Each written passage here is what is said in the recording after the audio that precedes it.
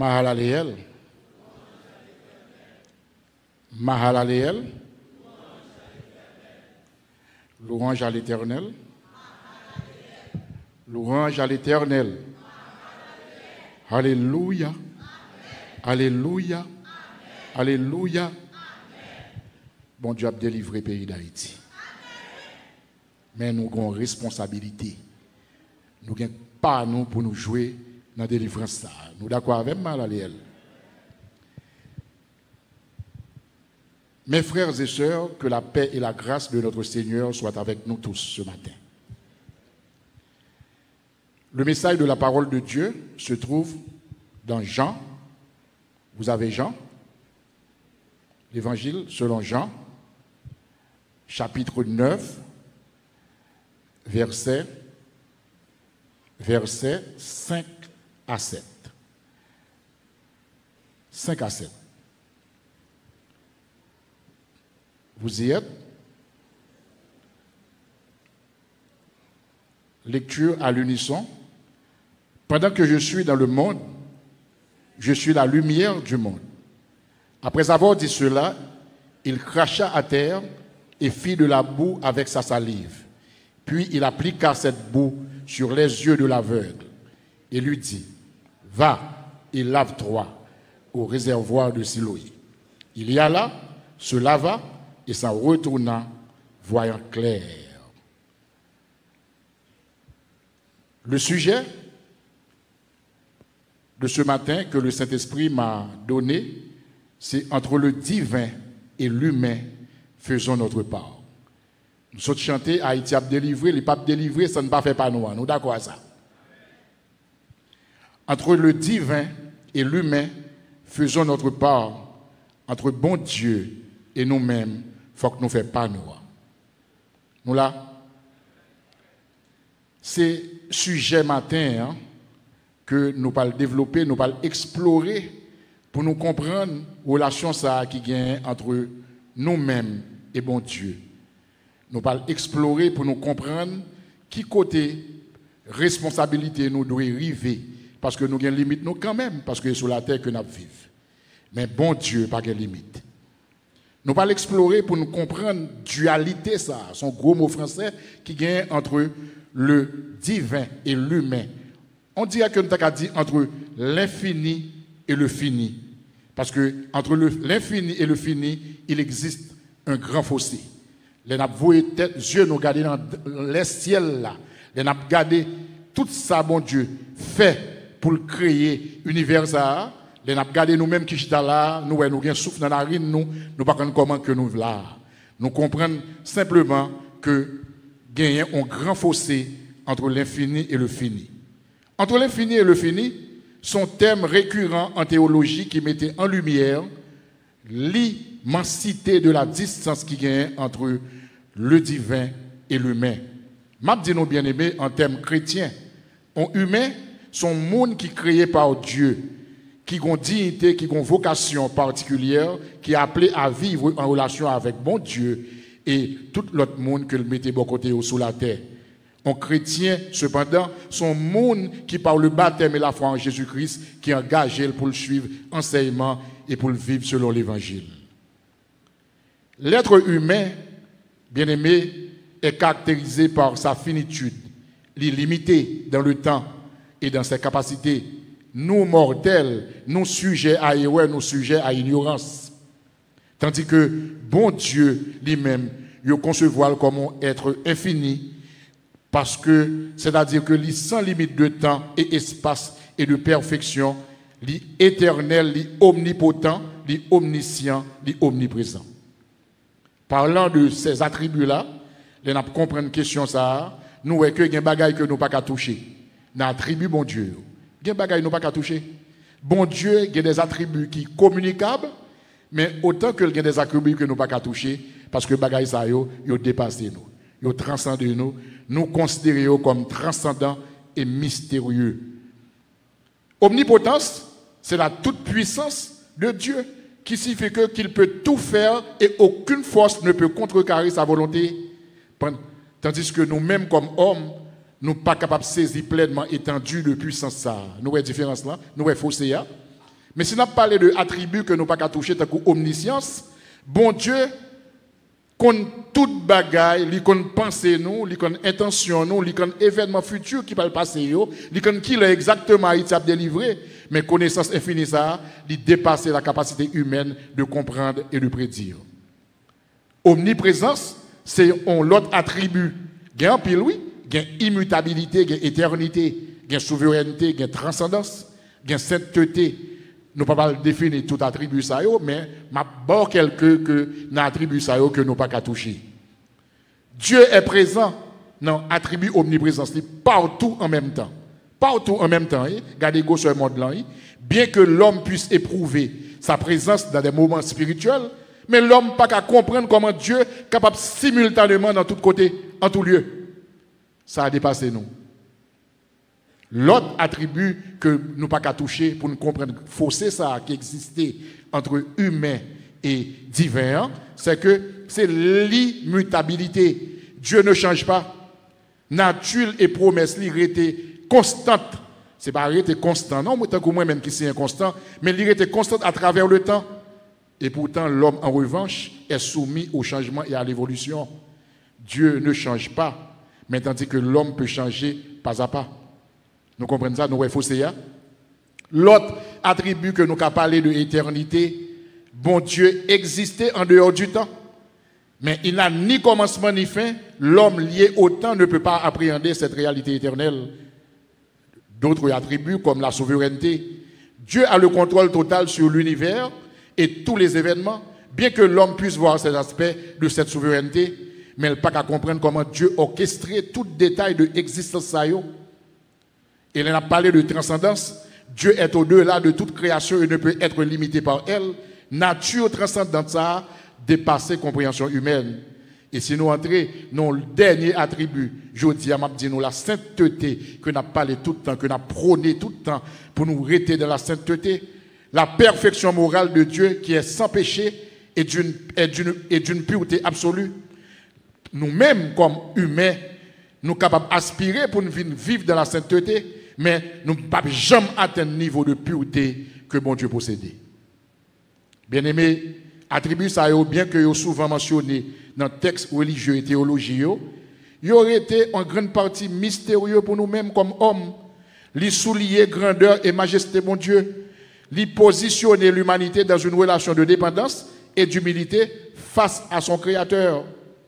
Là, on comprend que tout attribut, bon Dieu, entre l'humain, entre le divin et l'humain, nous avons responsabilité. Nous parlons de responsabilité dans ce sujet ça.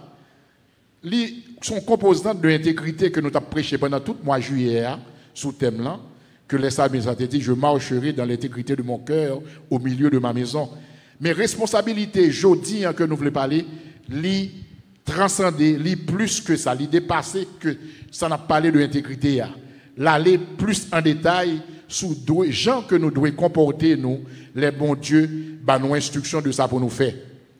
M'a dit nous que un chrétien responsable, c'est une personne qui, dans sa vie quotidienne, met en pratique les enseignements de la Bible, agit avec intégrité et honnêteté et se soucie du bien-être des autres. Nous avons dit ça, se soucie du bien-être des autres. C'est ça un chrétien responsable.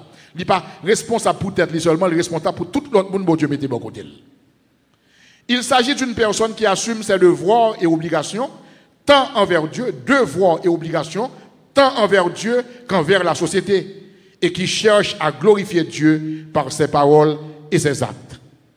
Bien-aimés, si nous ouvrons la Bible, nous allons dans Psaume 115, si je me rappelle bien, 115, verset 16, on ouvre la Bible, nous, pour nous aller dans Psaume 115, pour nous voir ça, Salmiste là dit, nous, Salmiste là, est-ce que nous joignons Psaume 115, verset 16?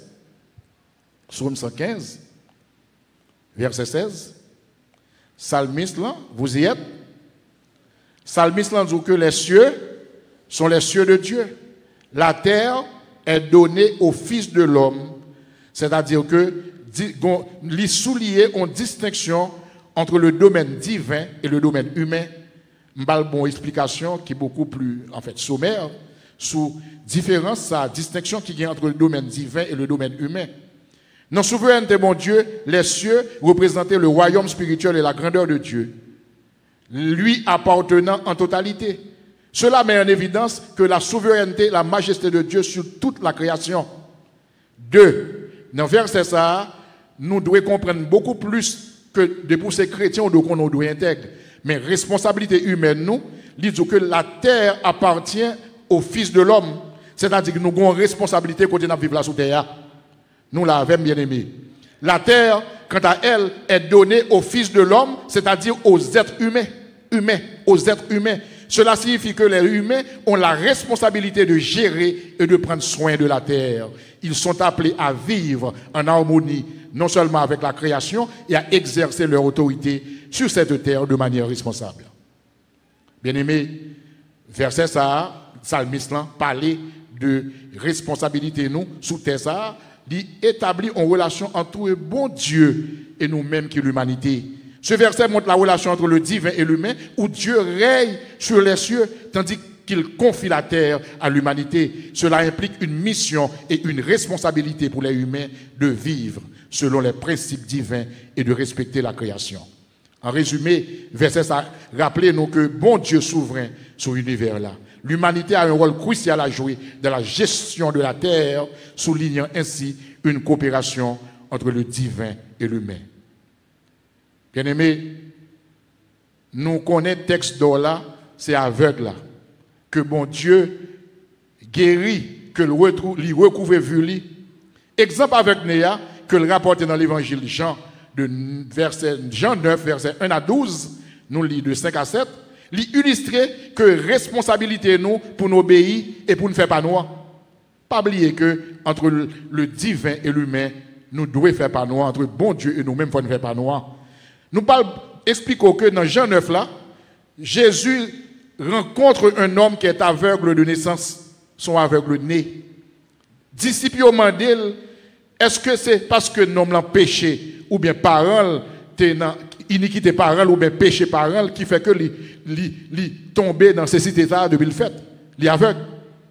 Jésus répondit que cette situation est une occasion pour que les œuvres de Dieu soient manifestées. En pile fois, l'église, nous sommes avec un bout de poignette, nous sommes avec un bout de jambe, ou bien un grain de jet, ou bien tout, il est toujours malade. Nous ne sommes pas capables de mettre, même gens avec Eliphas, le cousin de Job, ou bien ses amis, pour dire que si bon Dieu prend tout bien Job, il prend pitié, c'est parce que le péché. Nous ne sommes pas dans la logique ça. Nous devons prendre responsabilité pour nous comprendre que ces œuvres, bon Dieu, t'a manifesté dans lui-même. Ensuite, Jésus-Christ, il craché à terre, ils font la boue avec sa livre, ils appliquent sa livre là sous les yeux non qui est aveugle là, et ils disent allez. Ça veut dire que une action qui fait, une action, l'on dit allez, il dit que à laver les yeux dans la piscine de Siloé, même moment, nous comprenons que aveugle a obéi et laver les yeux, monsieur retrouver la vue. Qui ça nous capable d'illustrer comme illustration de notre responsabilité? Dans un premier temps, que nous voyons que en obéissance à l'instruction de Jésus-Christ qui dit allez. Aveugle là, obéit à l'instruction de bon Dieu avec promptitude, sans hésitation et avec complétude tout parce que il n'a pas douté, même en seconde. Ça montre que parti pas nous pour nous faire sous terre, il implique non seulement pour nous suivre directives que nous recevons, que ce soit par la foi, la sagesse ou des conseils en obéissant. Bon Dieu l'ouvrit, on porte à miracle à nous-mêmes. C'est pour nous obéissant parce que l'obéissance vaut mieux que les sacrifices. Bien-aimés, deuxième chose qui illustre la responsabilité à travers le passage, c'est que nous devons comprendre la dualité qui existait entre le divin et l'humain. C'est-à-dire que une synergie qui dégageait entre la foi et action, parce que pas d'action, pas de foi sans action, en foi c'est action, sans action c'est en foi qui morte. C'est la Bible qui dit, c'est pas moi-même. Pas de foi sans action et la foi pas marcher avec doute. Avec la pas douter en seconde, avec la marcher dans le bassin de Siloé, il obéit avec promptitude pour que il soit capable de recouvrir vue. Deuxième bagaille pour nous comprendre, c'est que responsabilité nous, il y a action nous et la foi nous en même temps. Guérison aveugle là, m'a osé dire matin dans le nom de Jésus que guérison ça n'a pas seulement sorti dans toucher Jésus-Christ non. également dans l'action aveugle là, qui était obéi, qui était agi à parole là. Ça montrait que foi nous doit accompagner avec des actions concrètes. Nous avons la responsabilité de répondre aux appels de Dieu dans nos vies. Troisième chose qui illustrait responsabilité, c'est obéissance avec promptitude, grâce à obéissance aveugle là, qui non seulement recouvrait vu lui, mais monsieur venons témoin de la puissance de Jésus-Christ. Ça souligne que l'action nous basée sur l'obéissance là, capable de répercussion non seulement sur nous-mêmes, mais sur tout l'autre monde qui est autour de nous-mêmes. Nous venons sujet de témoignage. Deuxièmement, histoire avec là, Néa, illustrer que faire notre part en obéissant aux instructions et en agissant avec foi, c'est crucial pour nous expérimenter des changements significatifs dans la vie nous. Ça rappelle nos responsabilités, nous, c'est pour nous agir en réponse à ce que nous recevons, qu'il s'agit de conseils spirituels, d'instructions pratiques ou d'appel à l'action. Mais il y a l'autre façon qui est plus pratique, bien aimé, pour qu'à montrer texte dans Jean 9, qui illustrait partenariat entre le divin et l'humain à travers plusieurs éléments clés. Premièrement, il y a une initiative divine qui prend. Jésus prend l'initiative pour guérir un homme là. Mais geste à manifester une puissance de Dieu dans omniscience, dans omniprésence et désir pour le restaurer et sauver. Son exemple que grâce qui sous nous, grâce divine, lui agit indépendamment de mérite humain. Nous pas même mériter ça. Réponse humaine, l'homme aveugle doit répondre à l'action divine après avoir été guéri. Il est invité à témoigner de sa guérison. Cela souligne que même si Dieu agit, l'humain a un rôle à jouer. Ou me répéter ça plusieurs fois, notamment dans la connaissance de cette action et dans le partage de son expérience. En résumé, partenariat entre divin et humain, son équilibre, m'a rappelé son équilibre entre l'action de Dieu et la réponse humaine. Tout simplement ça. Dieu agit dans la vie nous, mais il attend que nous agissions en retour pour nous témoigner de bonté et de amour qu'il y a dans le monde. Je vais vous donner quelques exemples bibliques selon la version du second, de nos réactions quotidiennes qui soulignent l'importance de faire notre part, de responsabilité. Je ne vais pas lire pour nous parce que pas grand pile le temps. C'est lecture matin, le Saint-Esprit rend bagaille cohérent. La parabole des talents, qui est dans Matthieu 25, versets 14 et 30. Dans la parabole, ça, un maître a confié des talents, c'est-à-dire son forme de monnaie, talents à ses serviteurs avant de partir en voyage. À son retour, il demande des comptes. Les serviteurs qui ont investi les talents et les ont multipliés sont récompensés, tandis que celui qui a caché son talent est puni. Qui leçon nous tirer de passage ça? Cela montre que nous tous gagnons et des ressources que nous devons utiliser et développer. Si frère Andy, qui dans multimédia, l'écoute de pasteur Claude pour te proposer multimédia, pour dire qu'il faut que l'église aille dans le monde, il faut que l'évangile a propagé dans le monde, il n'y a pas de responsabilité ça. Je dis, mal aller, pas de chita sur les réseaux sociaux pour attendre nous, je dis là. Nous comprenons ça bien aimé. À nous acclamer nos Seigneur là pour ça.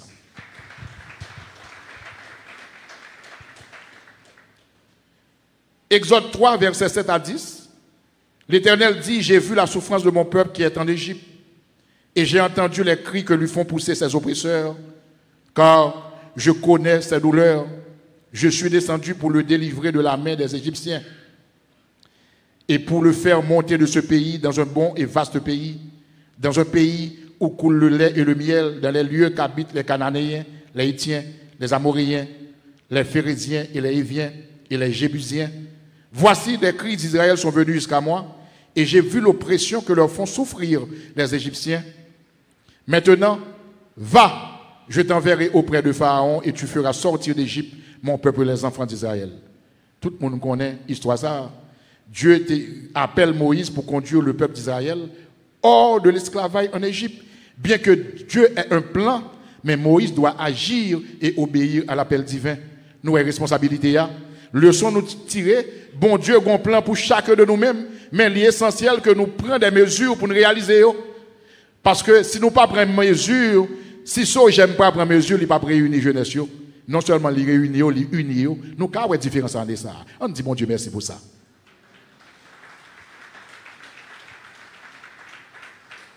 Les bails jeunes ont responsabilité. Nous avons plus, ouais, président Sogem, c'est lui-même qui est dans le micro. Je dis à moi, jeunes, moi, talent, moi responsabilité. Ça, son grâce, mon Dieu. Dernier exemple que nous avons qui illustre responsabilité, c'est Bon Samaritain, qui est dans Luc 10, verset 25 à 37. Dans la parabole, ça, Samaritain a aidé un homme qui est blessé, alors que l'autre monde a passé le pas et m'occuper. Samaritain, lui agit avec compassion, parce que c'est un attribut, mon Dieu, lui compatissant. Tout on a dit, lui miséricordieux, lui communique au attribut ça. De compassion, ça, lui prend soin de l'homme-là, lui montre importance, action devant la souffrance des autres.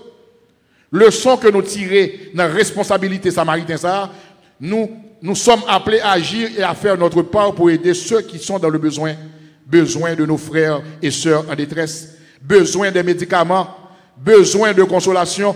Ferme du cœur, libre en Christ comprendre ça parce qu'il était marché vers maladie pour te porter des médicaments pour eux. Besoin des médicaments, besoin de consolation. L'homme qui est mort, l'homme en détresse, il a besoin de consolation. Besoin d'argent, tout le monde a besoin d'argent. La Bible n'a pas dit qu'on a besoin d'argent. Il dit qu'il y a l'amour pour l'argent. L'argent pour payer le loyer. Bagay qui du coup n'y a pas, c'est pas un caille pour louer même. Tout bagay cher dans le pays ça. Besoin pour écolage. Il y a deux bagages étapes fini avec maman petite, avec papa, c'est écolage avec loyer. Besoin là. Besoin de trouver un emploi. Travail là. Besoin d'investir dans un projet ambitieux. Besoin de se financer des études professionnelles. Ou à prier depuis des années et en même temps pleurnicher en accusant qu'il y a deux travails pas de travail dans le pays. Mais on réalise ou pas, j'aime prendre responsabilité pour déposer CV en côté. Ça fait partie de responsabilité tout. Parce que toujours il y a un travail pour petit mon Dieu. Ah, je ne amen. Mais, quand ça fait me dire ça, même l'on pas travail ou pas manger.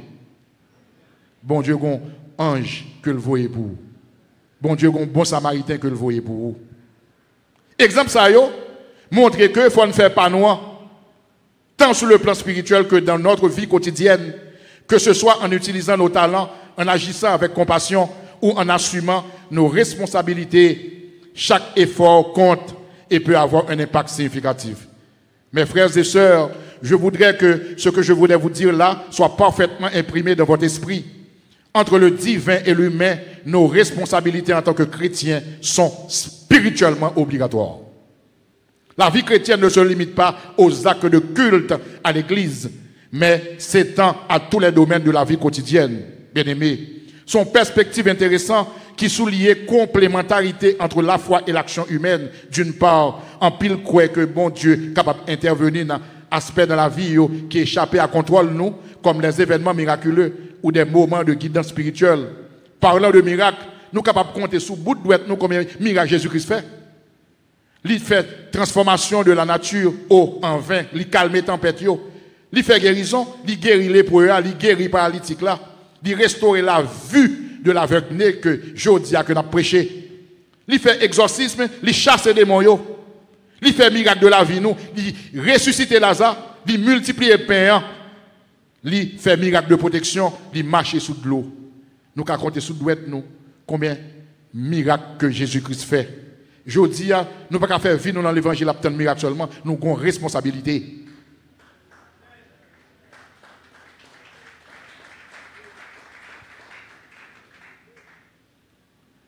Nous malades, même moi-même, dans l'humilité, je dis nous que je fais ça dans le parcours chrétien. Je ne témoigne pas prendre graine pour tension. Parce que je bon Dieu, nous sommes message ça. Et puis, je ne peux pas témoigner, mal font travail, c'est domaine, je tombe dans 19. Depuis là, ça, je pratique chaque matin. Nous avons une responsabilité pour nous prendre médicaments, non. Docteur a son instrument dans mon Dieu, le voyez. Même si que nous prions, nous exhortons, nous prêchons pour nous dire que c'est l'Éternel qui guérit. Le médecin soigne et le médicament soulage. Mais l'Éternel, c'est le guérisseur par excellence. Mais fait ça, nous pour nous faire prendre responsabilité, non. L'autre bagaille que nous avons besoin de nous, bien-aimés, connaissance et la vérité ne suffit pas. Si on veut connaître par une expérience réelle la félicité, on doit se conformer à la vérité. Se conformer à la vérité pour être réellement libre signifie que la simple connaissance intellectuelle de la vérité ne suffit pas.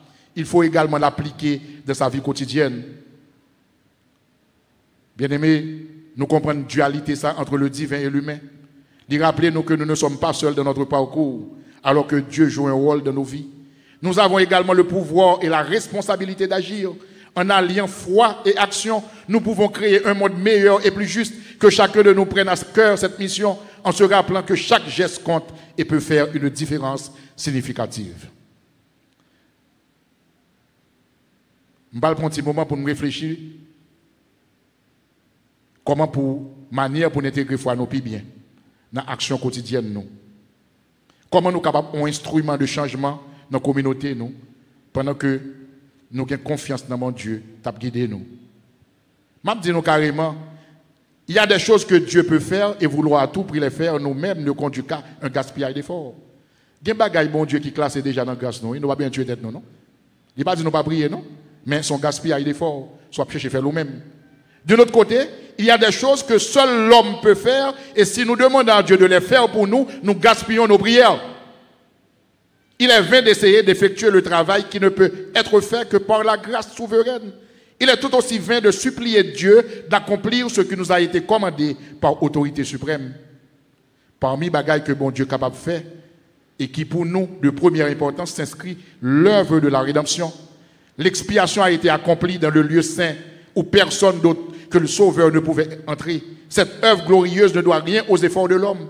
Les meilleurs éléments de la race d'Adam ne pouvaient rien y ajouter. Seul Dieu en est l'auteur et l'homme ne pouvait tout simplement pas y participer. Aucun homme ne peut pardonner ses propres péchés. Nous ne sommes pas d'accord à ça? Aucun homme ne peut régénérer son propre cœur. Aucun homme ne peut se déclarer justifié et pur. Tout cela, c'est l'œuvre de Dieu pour l'homme, laquelle découle de l'œuvre que Christ a déjà accomplie pour l'homme.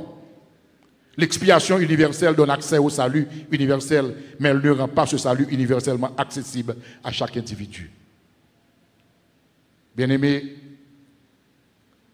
moi, je vais courir en pile.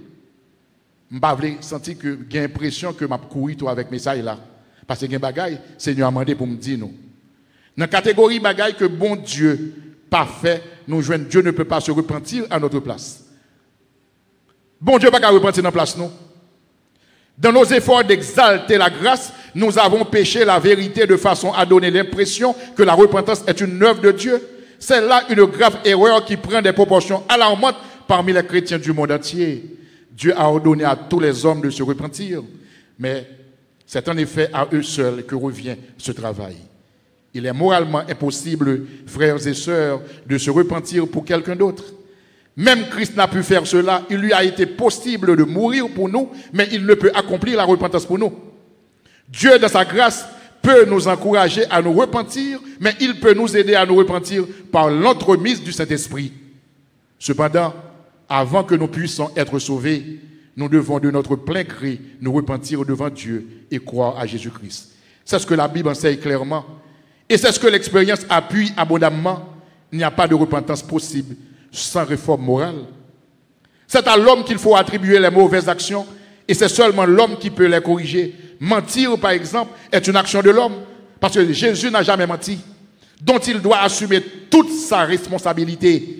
Quand il se répand, il cessera de mentir. Ce n'est pas Dieu qui le fera pour lui, il doit le faire pour lui-même.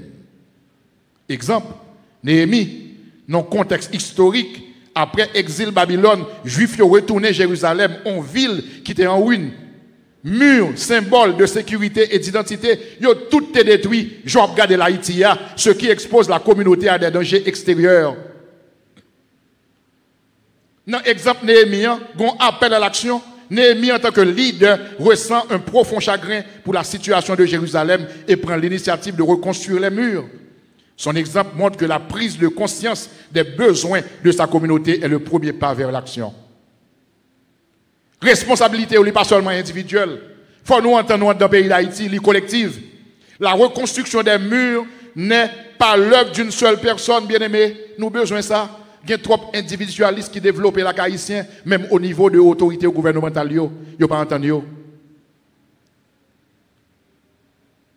Reconstruction mur Jérusalem là, ce n'est pas une œuvre d'une seule personne, mais c'est une œuvre d'une communauté unie. Moi, mais le pasteur a dit, en pile fois nous réunis, mais nous pas unis. Merci, pasteur. Je exhorté ça à plusieurs côtés. Moi, ça dans le milieu de travail, moi, ça dans la famille, moi, ça dans la communauté d'église, nous réunis, mais nous pas unis. Cette coopération illustre l'importance de l'engagement collectif pour réaliser les objectifs communs. Chaque groupe, famille, individu, nous avons un rôle pour nous jouer. L'autre exemple que nous aimons pousser nous, c'est défi et persévérance. Les bâtisseurs font face à des oppositions et des obstacles, mais détermination en foi, en Dieu, ils poussent pour continuer. Ça souligne que responsabilité implique non seulement de commencer un projet, mais aussi de persévérer malgré les difficultés. En conclusion, la responsabilité de construire les murs de Jérusalem est un appel à l'action collective. C'est pour nous lire Néhémie, bien-aimés, à la persévérance face aux défis et à la restauration de l'identité spirituelle. Elle montre que chacun a un rôle vital à jouer dans la réalisation d'une vision commune pour le bien de la communauté. Je fais mes messages là pour me dire nous, le protestantisme, outil de développement spirituel, moral et social et économique, nous parler de responsabilité quant à individu, mais l'Église a une responsabilité, même si nous c'est l'Église là. Nous l'avons. Nous avons vu comment l'Église méthodiste et le protestantisme en général ont apporté une contribution majeure au développement spirituel, moral, social et économique au cours de ces 2 derniers siècles. Pourtant, le pays d'Haïti demeure le seul pays moins avancé de la région, l'un des pays les plus pauvres et les plus inégalitaires de la planète, avec un taux encore important d'analphabétisme, un taux de perception de corruption parmi les plus élevés dans le monde. Cela signifie qu'il y a encore bien de chemin à parcourir pour conduire le pays à un niveau appréciable de développement. Il y a encore beaucoup de transformations à faire dans la société haïtienne. Il faut dire que le protestantisme recèle des ressources qui sont sous-exploitées en Haïti. La réforme protestante a été un puissant facteur de développement économique et politique en Europe, en Amérique du Nord. Max Weber a montré que l'éthique protestante du travail basée sur la responsabilité, la discipline de vie, le sens de l'épargne, de l'investissement, l'esprit d'entreprise a conduit beaucoup de nations à la prospérité. Pour que ça ne va pas faire nous-mêmes. Mais ça, nous avons pénétrer nous pour nous connaître responsabilité nos matins. Si cela est vrai pour quelques individus ou quelques familles en Haïti, ce n'est pas encore une réalité pour la mission dont la culture est encore dominée par la recherche du plaisir, bamboche, la volonté de paraître, faire ouais, n'a fait foulaille, le gaspillage et la lutte contre toute forme d'accumulation, la destruction des richesses et le laisser-grainer. Le protestantisme haïtien est trop souvent caractérisé aujourd'hui par l'attente de l'assistance, de la charité, de l'aumône, de l'aide. Il nous faut aujourd'hui un évangile plus responsable par rapport aux réalités matérielles. Les chrétiens, qu'ils soient protestants, baptistes, adventistes ou d'autres dénominations, ont un rôle crucial à jouer dans le développement d'Haïti, surtout en période de crise dans laquelle on vit aujourd'hui. Quelques responsabilités pratiques que nous sommes capables d'assumer, accompagnées d'exemples bibliques. Dans Matthieu 25, 35-40, chrétiens ont appelé pour servir la communauté. Éducation et sensibilisation dans Proverbe 1, verset 7, qui souligne l'importance de sagesse et de instruction. Les églises peuvent créer des centres d'éducation pour enseigner les compétences professionnelles, la gestion financière ou même des cours bibliques, ce qui pourrait aider les individus à améliorer leur situation économique. L'unité et réconciliation dans Éphésiens 4, verset 3, il est dit de s'efforcer de garder l'unité de l'esprit en période de division. Les chrétiens peuvent agir comme des médiateurs, rassemblant les différentes communautés pour travailler ensemble sur des projets communs, favorisant la paix et la cohésion sociale. Et je peux même dire l'engagement politique et social.